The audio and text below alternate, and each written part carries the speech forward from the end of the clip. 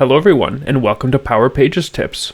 My name is Nicholas Hayduk, and this is tip number 288, Extension for DevTools. Access to server-side logs on Power Pages historically has meant setting up a folder in Azure Blob Storage, and then looking at the log files that are added there. And you had no opportunity to add your own logging.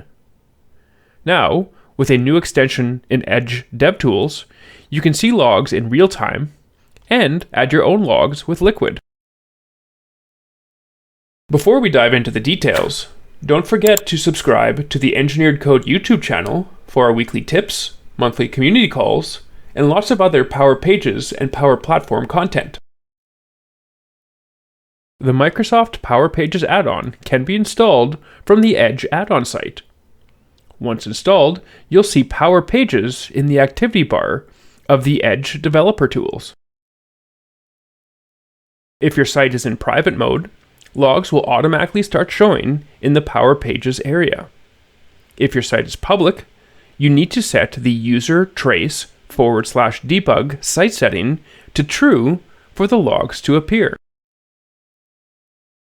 You'll see logs generated by the Power Pages site code.